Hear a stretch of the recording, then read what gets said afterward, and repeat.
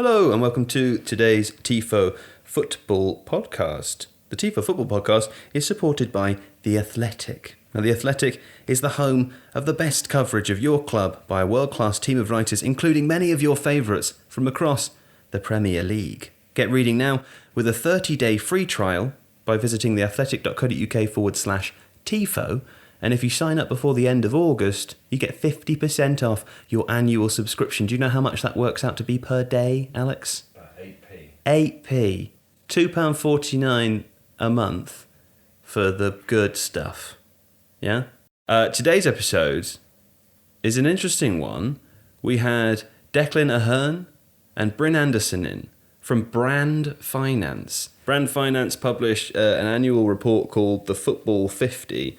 And for the first year ever, they've released an annual as well, which we will show you in the main bit of the episode. Or Alex is trying to lift it up to show people now, but he can't because he's taking too long to do it. It's lovely. It's like a nice coffee book. But essentially, within the annual or within the report, there are two distinct league tables. The first is brand value. The second is brand strength. Now, don't worry. We didn't understand them either, but Declan and Bryn explained the difference to us and where the clubs rank.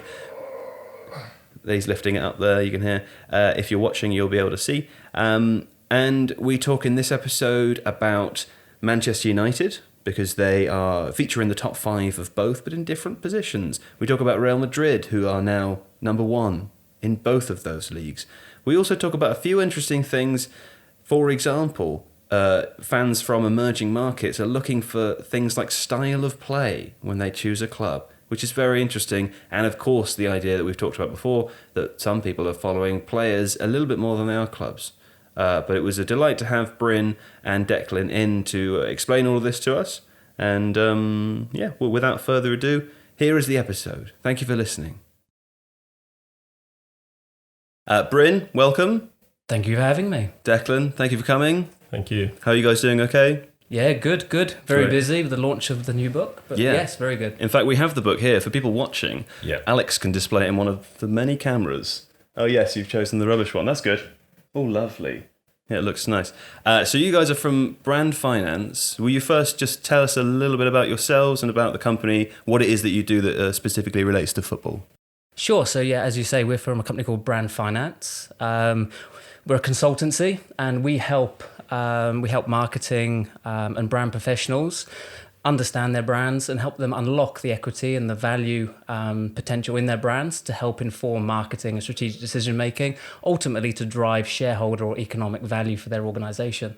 Okay. And you've got this book here that you've published. This is the first time you've done it in this style, isn't it? In the coffee book, right? It is.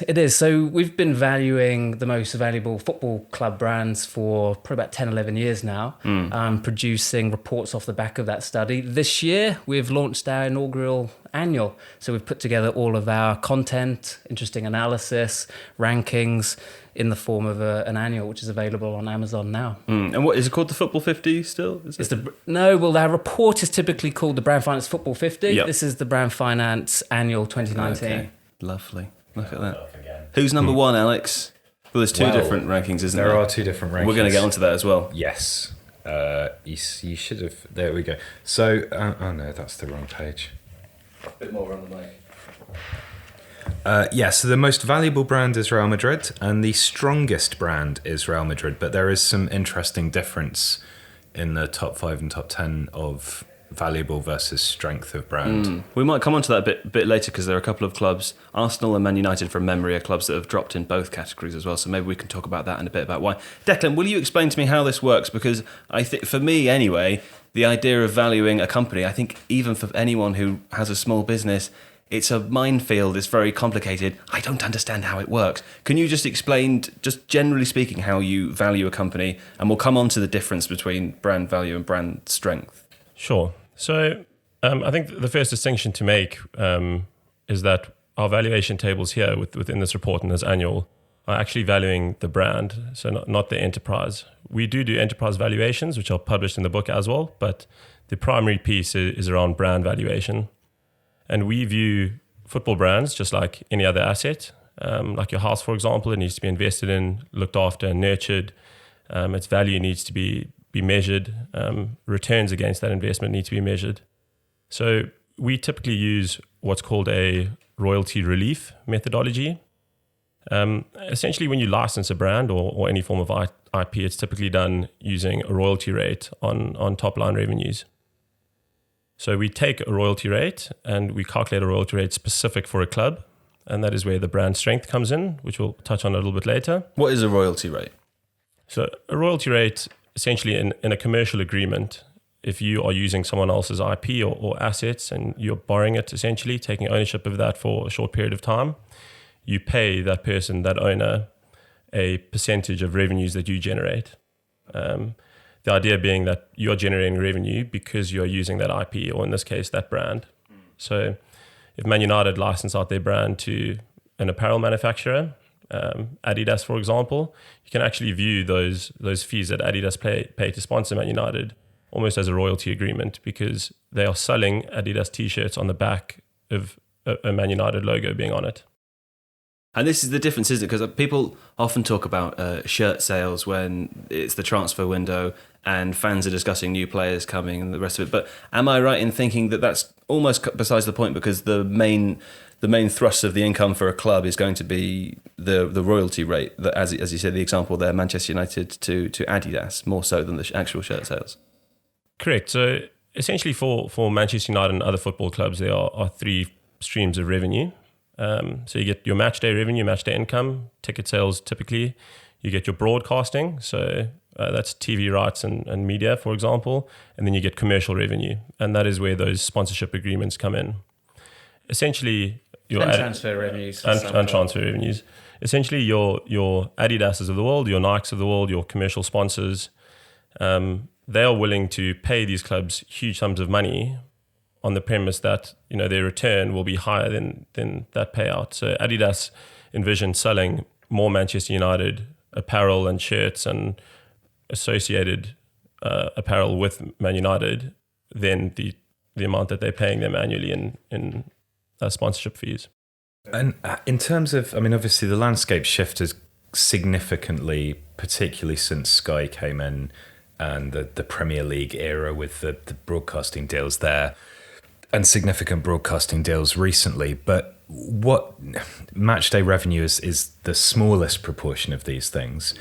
In the last 2 or 3 years, how much has the difference been in kind of commercial revenue versus broadcasting revenue? Are clubs making most money out of broadcasting? Are they making most out of commercial? Are there some clubs that specifically hammer, Manchester United being an example, hammer the commercial side, and that actually outstrips broadcasting? Yeah, I think there's 3 key commercial juggernauts, effectively: Manchester United, Real Madrid, Barcelona, and you could probably throw in Bayern Munich as well. Take Real Madrid, number 1. I think their commercial income is half of all the revenue that club produces. Yeah. One can't forget that their share, although a greater proportion of the La Liga broadcasting revenues is significant. Obviously, not as significant as what you're getting in the Premier League. They're getting quite a large broadcasting income, but commercial is completely outweighing it. It's 50%.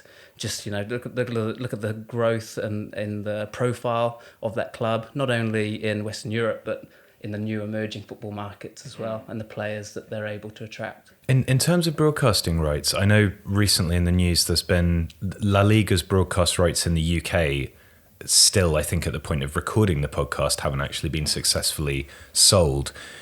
When you look at clubs and their broadcast rights revenue, is that just the broadcast rights for the domestic league in the country of origin, or does it take into account, so for example, if La Liga's broadcast rights in the UK, does Real Madrid see any of that money, or does it just see La Liga being broadcast in Spain? Well, it's the full allocation. It's the full allocation. So typically what we're seeing at the moment, La Liga only recently did this 3 or 4 years ago, consolidated all the clubs under La Liga as an organisation to negotiate these fees on behalf of the clubs. La Liga take a small portion of top to cover all of their costs, and then distribute all of that revenue throughout the clubs within La Liga.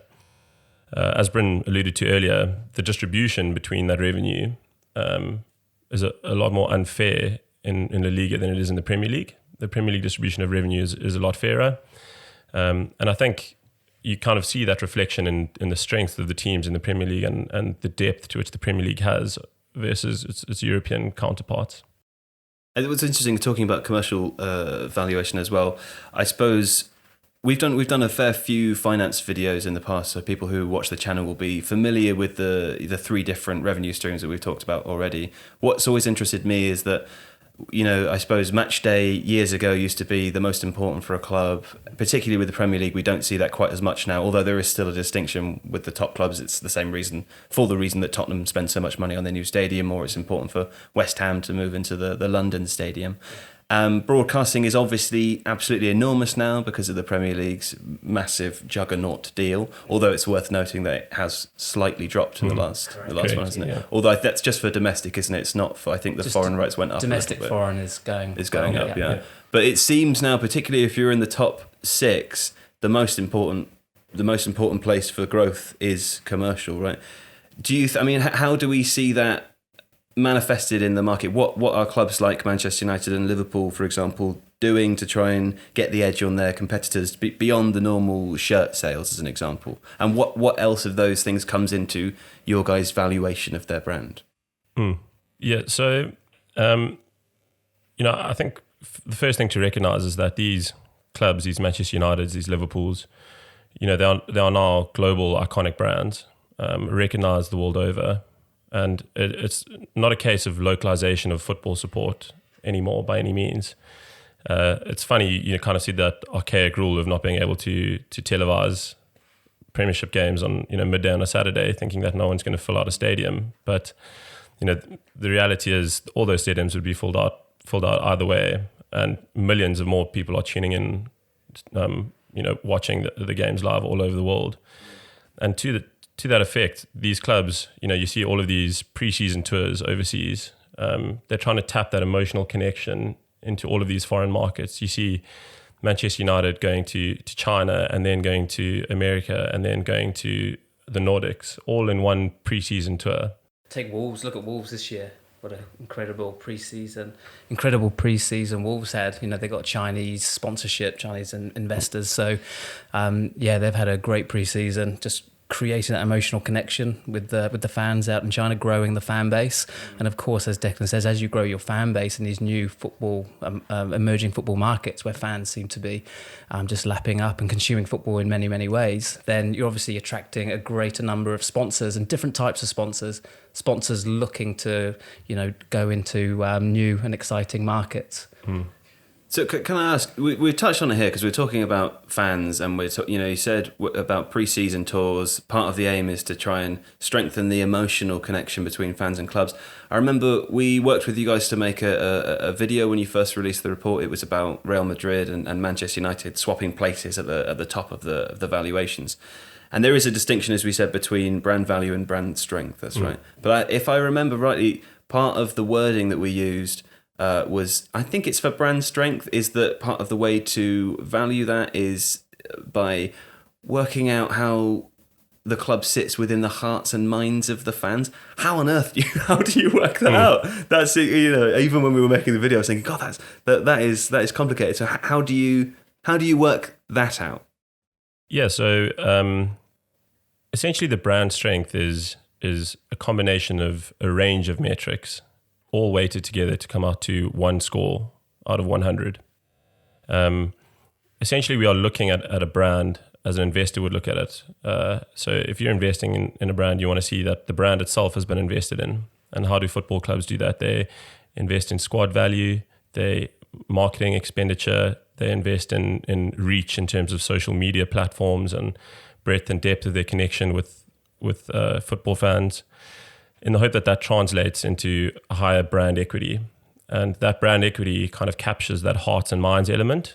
And we essentially go and do our own proprietary research in emerging football markets such as China, the US, and India, as well as more established markets in the likes of Europe. We look at a range of data partners as well, look at the heritage of the club, the history of the club. And all of that, a higher element of brand equity should in theory convert to brand performance. And brand performance, we are looking at things like trophies, revenue generated, profit generated by the club. Might be a little bit controversial here, but I think football fans sometimes fail to realize that, you know, these clubs are commercial businesses with owners who often have the commerciality of the club in mind. You know, they want to make high revenues, they want to make higher profits and get a return on their investment. And I think, you know, that irks football fans around the world, but I think that is part of the reality of the modern game. In terms of these, obviously within your report, you compare football clubs as brands among themselves. But if we're looking at everything you're talking about, and you've said several times that, you know, we think of these things now as brands in the same way you'd think of any other brand. So how would Manchester United, for example, stack up against someone like, I don't know, Apple or GlaxoSmithKline or Tesco, for British example, supermarket. Probably more in terms of brand strength rather than brand value, because obviously Apple's going to obliterate even big clubs. But in terms of recognizability and emotional connection, are football clubs ahead of that sort of thing, or are they? Where do they sit? Yeah, well, I think the first thing when we're looking at the strength of any particular brand, and we're doing the assessment that Declan alluded to, we are looking on a sector by sector basis. So we're benchmarking these brands against their peers. But whether it's a retail brand that you mentioned, or a tech brand, or a football club brand, there will always be the stars at the top. There'll always be your AAA brands, you know, your 90 score index brands, and always be brands at the bottom. And that's true with football. So you've got the Real Madrid, you've got Manchester United, AAA brands, and Apple's AAA plus in the tech sector. The one thing I would say, though, to answer your second point, is in football, I don't think there's many sectors or many events like sport to really capture the emotional connection of the fan or the consumer. I think Apple's probably done it, is sort of the exception, not the rule. In tech, you know, it's got a really strong, emotionally connected customer base. But in sport, there's nothing quite like that in terms of attracting the emotional engagement. It's a religion, it's tribal, particularly in Western Europe. But through our research, we're increasingly seeing that in the emerging football markets as well. And are you seeing that with Western clubs, but with fan bases in? So how does that work? Do you think the kind of emotional connection, if the fans are far from the club, the origin of the club, or maybe don't get to attend the stadium very often, don't get as many opportunities to see the players? How do you see that working? Well, we know through our research, you know, when you're talking before about how do you get that emotional connection, there are things that fans look to particular leagues and particular clubs for, you know, whether it's the atmosphere that the club or the league is able to generate. You know, there's real buzz moments to make them feel good. There's the star quality of the team. Are they attracting the Pogbas? Are they attracting the Christian Eriksens and so on? There's the style of play. All those sorts of things, and we're particularly finding that, you know, we did research in India, the USA, and China, and that's what they're looking for. So we're seeing huge numbers of fans across the typical top 4 or 5 clubs for those reasons. It's like a new route in as well. I mean, and for example, my dad was a Manchester United fan. He came over from Ireland and picked the club, I guess, in the same way that people from outside of England might do the same thing. But in a way of speaking, it kind of is not so new, I suppose, but a more modern way of choosing a football club as well. You assume that you will inherit one from either the area that you live in or from one of your parents, whoever they supported. But it's interesting to hear that they are picking those things. One other thing that we talked about recently, I think in a video a few months ago, was the idea that player power is increasing as it relates to club power as well, and that we see new fans for Juventus maybe when Cristiano Ronaldo joins. Do you see that in your research as well? Do you see that people in emerging markets are more likely to follow a player than a club? We are seeing that, yeah. Yeah, so I think what we typically see in the research is that fans in those localized markets will pick their local team as their primary team, but then their secondary team will always be, you know, one of the big European teams, Manchester United's, the Barcelona's. And because there's no close affiliation in terms of the passion that you'd feel for a localized club, say, you know, being born and bred in Manchester, for example, a lot of fans do switch allegiances with favorite players, and the likes of your Cristiano Ronaldo's, the Paul Pogba's on social media, for example, they actually have bigger presence than the clubs that they play for. I think Pogba's got 20 million more followers on Instagram than Man United, for example. So these players in their own right have their own world-class strong brands that naturally attracts kind of a following all over the world. Probably one of the primary reasons of Edward Woodward's trying to retain Pogba, the commercial value that the player brings to the club. I mean, would it be fair to say on that basis that actually, say, for example, when Lionel Messi retires from football and presumably at Barcelona, unless he goes back to Argentina, which is a possibility, I think he said, but is that actually sufficiently sizable to affect Barcelona's brand value? Him not being there anymore? Yeah, I think one thing we can't forget is the relationship between on-field performance and the off-field performance of a club. When a club is, winning its league, winning the Champions League, winning all the cups, everyone wants a piece of it. So there is that relationship. Take Manchester United, for instance, although commercially it's still really doing well. Its on-field performance and the result of its brand value this year, they're related. Well, this is what we were going to come on to this, and I wanted to ask you about it because we've seen them drop in both categories of brand value and brand strength. How is it related to what happens on field, and what kind of impact does that have commercially, which sees them drop down in your guys' charts? Yeah, Dec will be able to give you a number of points, but I just want to bring up one thing we did see was style of play.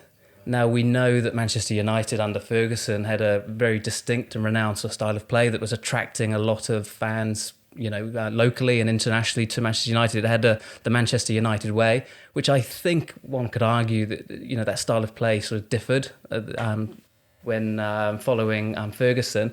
So that is, one of the sort of core brand equity drivers amongst others. From our research, we were seeing drop-offs, and there were others. There were others as well. Is that like unrelated to players' style of play? Is that unrelated to the players who are actually playing that way? Because that's really interesting to hear that people are choosing for the type of football rather than for the players. It's fascinating because that was when Roman Abramovich took over at Chelsea. That was always one of the things he wanted to do, was introduce attractive football and attacking football. Yeah. And you can see that as having a football rationale because it makes sense to try and win games in a certain sort of way with a certain strength of player. But if you're tying it in as well to how clubs are performing, you can actually see football clubs in the future potentially looking to attract a certain type of manager not because they're successful, but because they play a particular brand of football which is attractive and exciting, and that generates enthusiasm elsewhere, which is a fascinating point. Yeah, no, exactly. Yeah, as long as the results are coming, because sometimes it's a results-based business. I mean, it's a funny one though, because I think to use the example again of my dad watching Manchester United, one of the reasons was George Best. And I don't know if you could describe... I mean, George Best had a style, but I don't think it reflected Man United's style of play more generally. So, it's an interesting new thing to hear. I understand people following a particular player because they're exceptional, like George Best was, and having a massive impact on the team. But the idea that they're choosing clubs because of the overall style, that also... Does that not suggest football fans know a lot more about the game, maybe more intelligent about football nowadays if they're thinking in those terms as well? Yeah.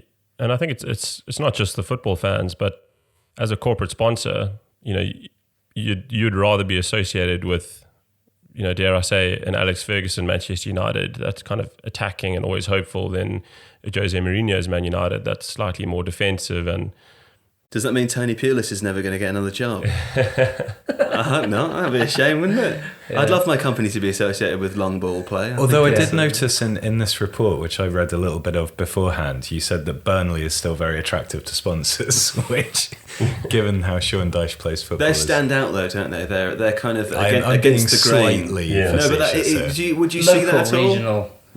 Regional sponsors. If, for example, though Burnley's... This is a hypothetical. Maybe we don't have an answer to this, but Burnley, for example, they sort of nowadays they're against the grain in the way that they play, but their brand as it relates to that is actually very strong in the league. Like people know them for that more than they do other clubs. This is Tony Pulis was a good example of that with Stoke as well. Yeah. Does that help, even if it's not the right style of play, if they're known for that sort of it has a character to it, doesn't it? Well, I think any brand that can identify itself with a distinct personality, it lends itself towards sponsors. Whether, like Dex said, if it's a club or a brand that plays an exciting type of football, in this case, there'll be particular types of sponsors that attract to it. So Burnley, in Burnley's case, it has an identity, and there will be particular corporate brands that identify in the same way, and it becomes quite a nice proposition. Yeah, and they're almost like, the underdog, if you're always punching above their weight.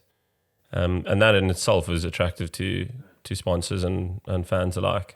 This was a few years ago. I don't know if you can remember off the top of your head, but when Leicester won the Premier League, what kind of impact did that have on their brand value? Was it as big as one would expect? Or was it less than that maybe? I mean, I suppose they've fallen off. They're not finishing in the top 6 now, but was there a particular jump at that point? Yeah, they did jump massively. I'm just trying to recall whether they were the fastest growing or the second fastest growing in that year of the valuations. Well, I mean, they qualified, right, for Champions League. The Champions League, the windfall from additional revenue from just playing in the Champions League, I think doubled their revenue, if not more, in 1 year. And then naturally their brand strength went up as well. They got huge amount more exposure. I think just the story and the manner in which they won the league as well contributed to that kind of identification of their brand and people wanting to get behind that as well. And the increase just in Champions League revenues alone, never mind kind of the commercial side of it as well, had a huge impact on their brand value. Alex, you said before that there was some interesting differences between the two different charts.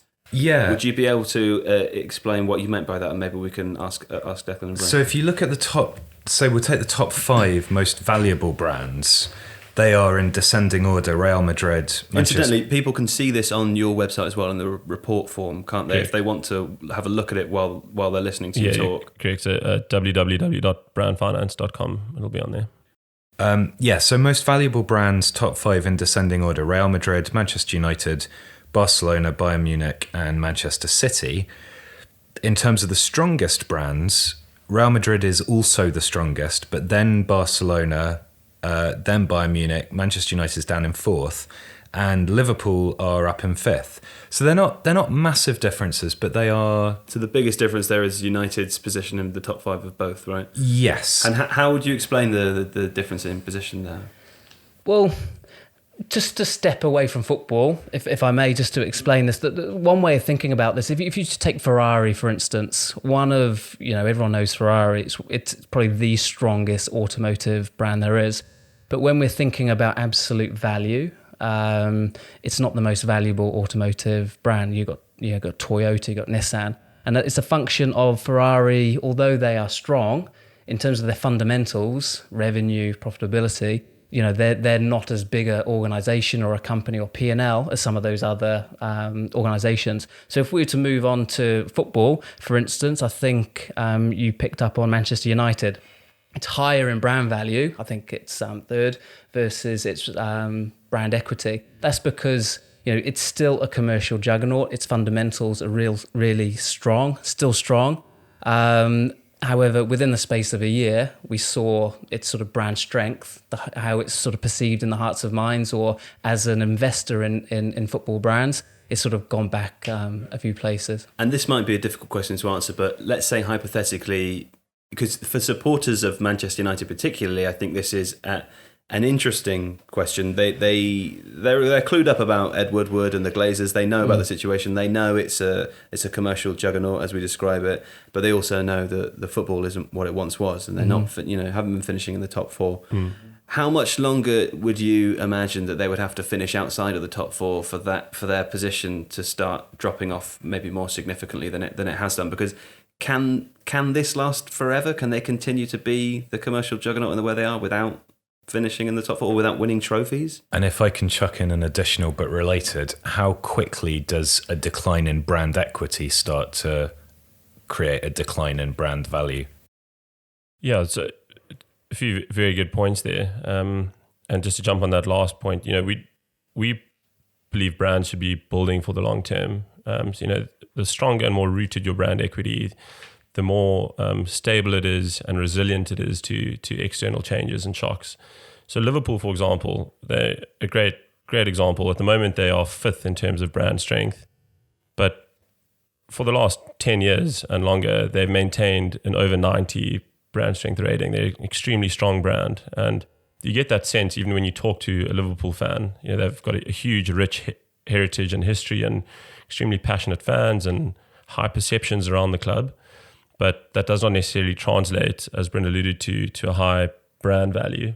And I think these football clubs are extremely emotive, and Bryn touched on it earlier. These fans get extremely emotionally connected to these brands as football clubs.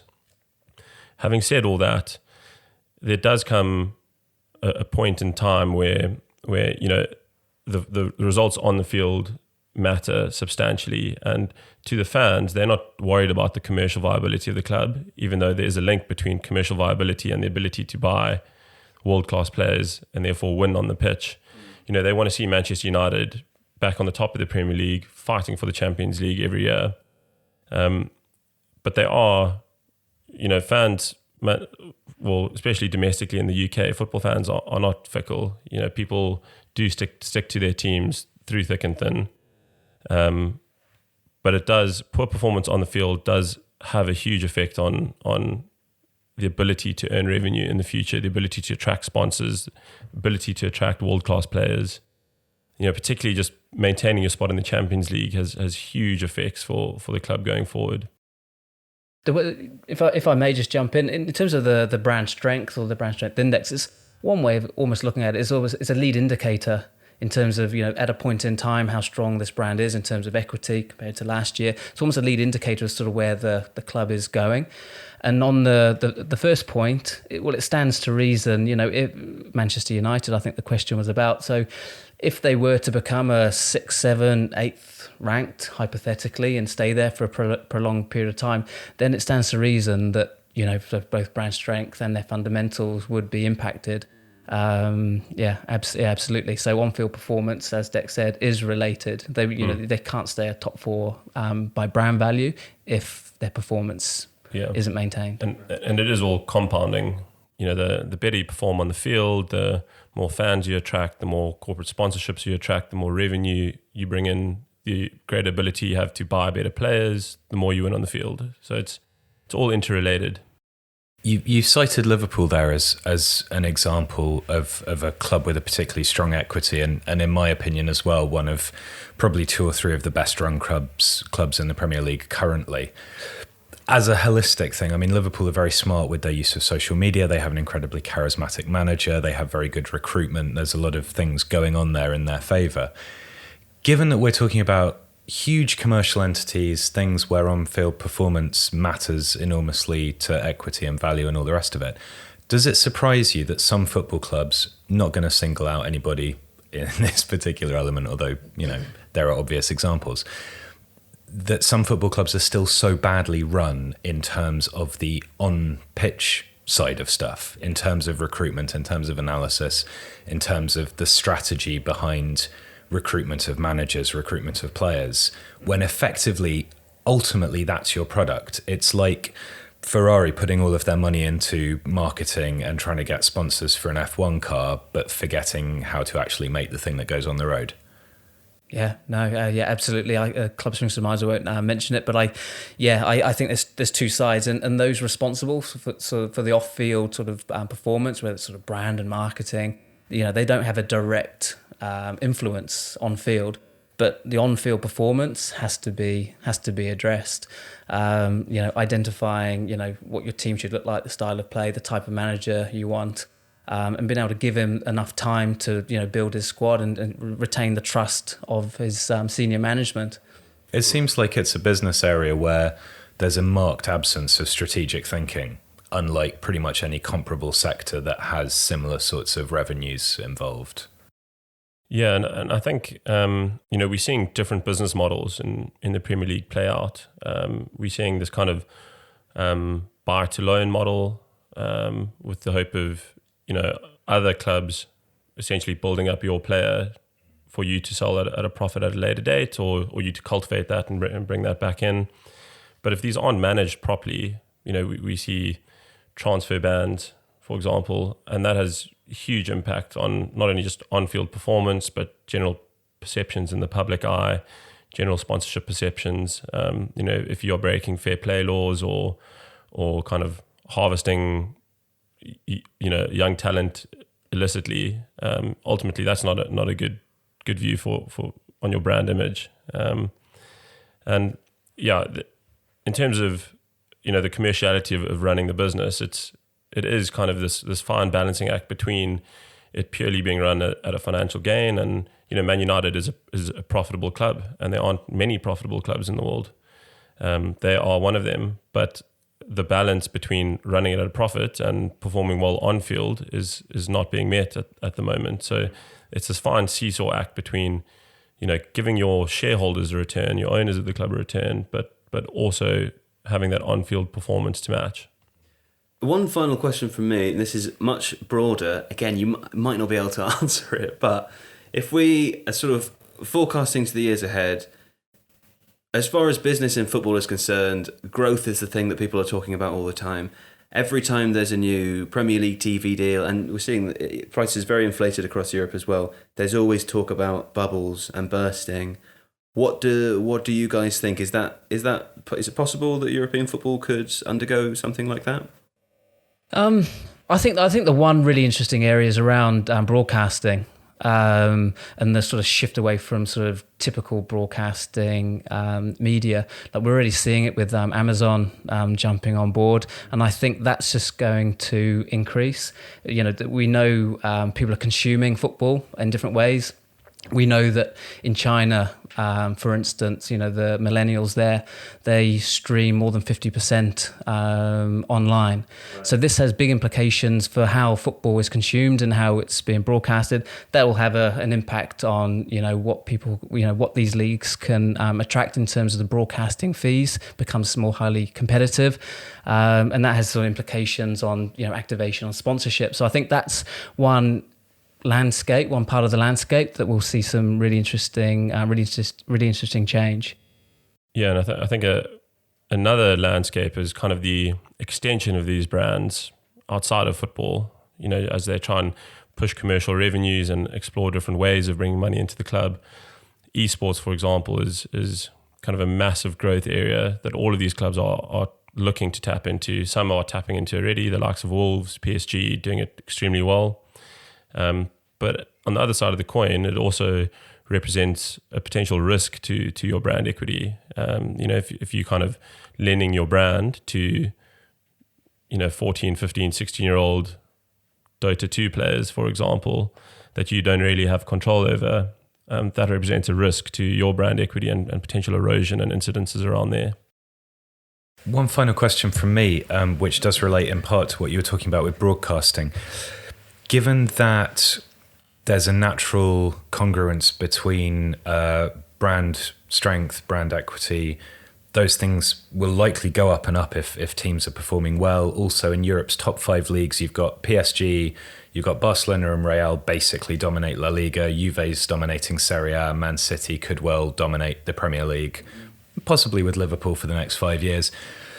Is it going to create a situation where actually that accelerating process where a small number of clubs get disproportionately stronger and stronger in relation to everyone else then actually cuts the bottom out of the broadcasting market because people get turned off because it's not really any longer a competition?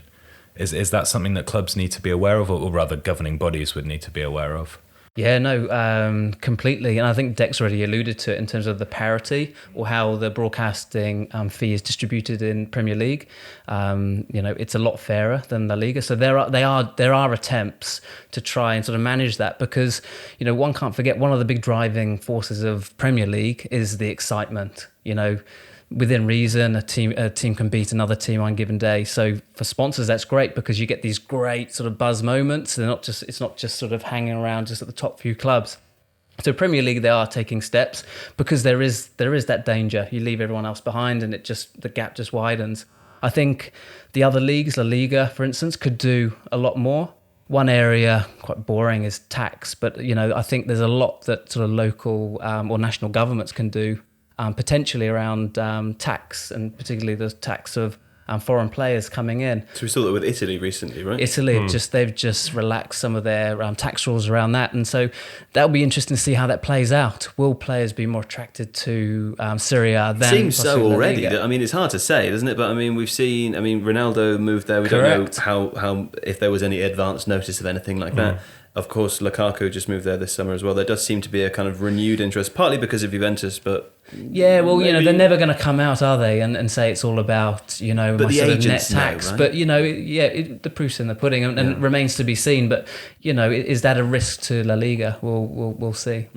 Thank you so much for coming in, guys. I really appreciate it. Can you hold the annual up again, and can you tell us where people can purchase the wonderful annual? I tell you what, Why don't you do it? Because you're better at it than I am. Yeah, so you can either go to www.brandfinance.com, www.branddirectory.com, or there's a link on Amazon at the moment. If you just search for the Brand Finance Football Annual 2019 on Amazon, you'll be able to find it there. and we'll pop a link in the description of the podcast That's as well. very So if you're kind of you. interested, Thank you very much. It's a lovely looking thing. Thank you. Sit wonderfully on a coffee table, wouldn't it? Yeah, that's the idea. Yeah. Thanks for having us. Thanks so much, Thank you, guys, mate. and hopefully we'll speak to you again soon. Yeah. Yeah, hopefully. Thanks. The Tifo Football Podcast is supported by The Athletic. Thank you, The Athletic, the best place to read about sports online. Whether it is, Alex, tell me what it is. What's what? Well, we found something very easily, I would add. We found something that you'd already read on The Athletic recently Yeah. that relates to what we were discussing in this episode in some way. Relates perfectly. So there's an article here which was published on the 8th of August by Andy Naylor. And it's about Brighton's £100 million new sponsorship deal with Amex. Amex were the previous sponsors of Brighton, and the stadium is named after Amex, but it represents an enormous increase in the arrangement between Amex, who have corporate offices in Brighton, and that's where that arrangement with the club comes from. And it's probably the largest or one of the largest ever outside the top six in terms of a commercial sponsorship arrangement. And I think one of the things that's really interesting that pertains to, I mean, there's loads and loads of detail in the article, and I won't bother thrashing through it because people can go and read it. But 8p a day. 8p a day. Because the, what we've been talking about with Bryn and Declan is, the idea of the equity of a club, its emotional resonance, its connection, how attractive it is, and how that relates to sponsorship and financial concerns. And Brighton is one of those clubs that I think has a really kind of positive sense around it. The hiring of Graham Potter, and we saw an opening season performance against Watford that was really impressive. This is a club who seems to be very well run, seems to be on the up, is producing a particular style of football. It's also interesting to note that Chris Hughton, who obviously did a huge amount for the club but was maybe associated with quite a defensive style, has been replaced by somebody who's more progressive and more attractive in terms of their football rather than anything else. And maybe that's, again, part of what incentivizes brands to get involved with clubs is how they're perceived, but also the way they play football. So it's a really good article. It's exactly the sort of stuff that you get, kind of peering behind the curtain and addressing things that happen around a football club and what makes them tick and so on, that the Athletic has time to do, which, maybe you don't get elsewhere. Yeah. Well, whether it's that, dedicated local reporting about your team, or rich storytelling from around the world, you'll find it all in one place. That's The Athletic. And you can get a 30-day free trial if you visit theathletic.co.uk/Tifo. And if you sign up before the end of August, you get 50% off an annual subscription, which is where our jive about the 8p a day thing comes from. But it really is worth doing. I know we've talked about it in previous episodes, but it really, really is worth doing. The stable of writers that they have over there is incredible. And I find myself, and I don't want to associate, I don't want to associate at all The Athletic with my toilet, but goodness gracious me, I'm spending more time on the toilet in the last couple of weeks than I was doing in the previous weeks because of how much time I'm reading The Athletic. But anyway, that's Thanks, guys. That's theathletic.co.uk/Tifo, 50% off and 30-day free trial. That was interesting, wasn't it? That was very interesting. Yeah, I'm delighted that Declan and Bryn came in. As we mentioned in the podcast, we have made a video with them before about Real Madrid and how they took over at the top spot of both of those different league tables. The thing I found the most interesting about it, which I wasn't expecting, didn't know this, was that fans from emerging markets are looking at the style of play when they come to choose who to follow. As a secondary club, I think they were saying, not so much as a primary club. Local clubs tend to be primary clubs still. Secondary clubs, one of the sort of top European clubs. That's news to me. I mean, I said in the episode, I remember George Best being the reason that people were so attracted to Manchester United, but the idea that style of play... I think, intuitively it makes sense. But I guess, we kind of live in a little bubble here where obviously the attention that media plays to certain types of clubs and how they play football is conveyed in a certain sort of way. But if you're a fan in the Far East or in Africa or in the US looking to associate yourself with a club, then I guess it does make sense. Recent success might be a factor, but it may be that without kind of necessarily emotional resonance particularly involved in something, then either a favourite player or a particular style of play is something that you want to be associated with. And I think it's why, for example, Liverpool are in such a great position, particularly in the US market. They have US owners, they've won the Champions League, they have some really charismatic and interesting players and a manager. But they also play a really attractive style of football. And you can see all of those things kind of coalescing into making them a really, really attractive proposition for people outside of the UK to get behind and support and take an interest in. We talked about the idea outside of trying to work out the correlation between new fans of new clubs and of style of play or attacking play. There's a bit of an issue, isn't there? Because we would associate attacking play with the bigger clubs because they have all the best players, and of course they play that way. That makes sense, right? But if you were to cut the top off, if you were to get rid of all of the big, the big teams from all of the top, you're literally leagues, explaining what I want to go off and do myself to listeners so they can maybe go and do it themselves. They're not going to look. No one has the time to do this other than you, right? Oh, right, but okay. You could work that out, couldn't you? Yeah, I think you probably could. I think you'd weight it, or you wouldn't weight it for leagues. You'd compare league by league, and you'd probably want to look at the brand value or equity of the club the following season to see if there's some sort of correlation between how a team performed in terms of attacking output. It may be to do with speed of play. It may be to do with just the number of chances that are generated. Counter-attacking. I mean, it's a really interesting one. But I think if you looked at, although again, as a countermeasure, Bryn made the point, or Declan made the point in the podcast that someone like Burnley, who is associated with a certain set of values in a certain region, and being the underdog, being very resolute, being very stalwart, that attracts its own set of sponsors and maybe would attract its own set of fans in a similar kind of way. The reason I get interested in certain football clubs is partly because of how they run their recruitment department. So we've all got different I bet itches your market to scratch. size is huge. Mine, no. That's the other thing I found interesting was, and we talked a lot about Manchester United, which I know, but they are the perfect example at the current time, as they are of so many things, irritatingly for people who have to record podcasts and talk generally, but use specific clubs to make a point. It's nearly always Man United because they are either really good or really bad in all of these things. But and we sort of continue this conversation a bit after we turned the microphones off with Bryn and Declan. But I'm really interested in the idea as to whether or not Ed Woodward knows, to the extent that these two guys know, that having Ole Solskjaer as your manager is actually really good for those things, as you said, that kind of, he has a character, he's associated with a time at the club that was very, very popular, he's associated with a particular style of play, he was a striker, he scored loads of goals. Yeah. Everyone loves him. It's difficult not to love him. Well, if you look at books about Does branding, he know?